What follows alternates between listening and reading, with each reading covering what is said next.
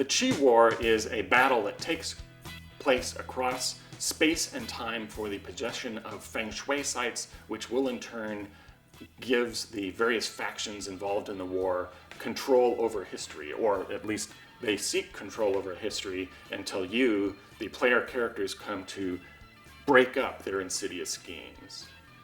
The Eaters of the Lotus are the evil eunuch sorcerers from the ancient wuxia past. They are the bad guys who fight your high-flying martial artists who can walk along the fronds of bamboo trees. These are your long fingernailed, squeaky-voiced, contemptible, arrogant bad guys. They're just bad to the core. There's no redeeming value to them, and they've got hopping vampires ready to strangle you.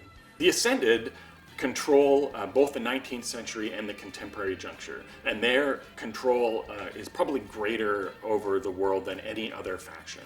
They are the descendants of animal spirits who transformed into human form back in the ancient times and then decided to remain in human form.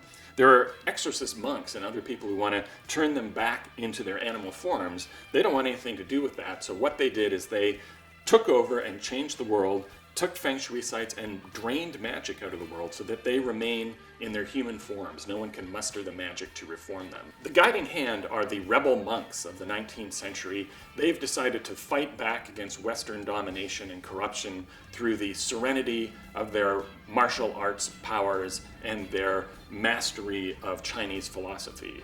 They would be the heroes that you want to root for, except do you actually want to live in their world? Do you want to live in a world of serene obedience to authority, or do you want to eat a hamburger occasionally and watch a crazy movie and fire off some guns? So they are sort of your noble antagonist. You sympathize with them, but you maybe don't want them running the show. The Jammers are the rebels of the future era who won a little too effectively in their battle against the old tyrannical regime. They dropped the Qi bomb, and that was supposed to just cut off their enemies from their power. But what it did is it actually destroyed all the Qi energy, all the Feng Shui sites in the futuristic world and turned it into a depopulated wasteland. And now their commander, the cyborg ape battle chimp Potemkin, overcome by remorse, wants to undo what he has done. Unfortunately, since there are no Feng Shui sites in the futuristic world anymore, that means he still has to go back in time through the netherworld and take over sites in the other three junctures. And his remorse is such that he doesn't necessarily care too much about the damage that he does, trying to undo the damage that he has already done. The Simians are the new faction from the future juncture. They are a split-off faction from the Jammers. Their leader, Furious George, also a cyborg ape, was previously the second-in-command to Battle Chimp Potemkin. Now, he doesn't care about Battle Chimp Potemkin's spilled milk, so he destroyed most of the world. The important thing is to impose order on the future, which of course you do by raising an army of intelligent super apes.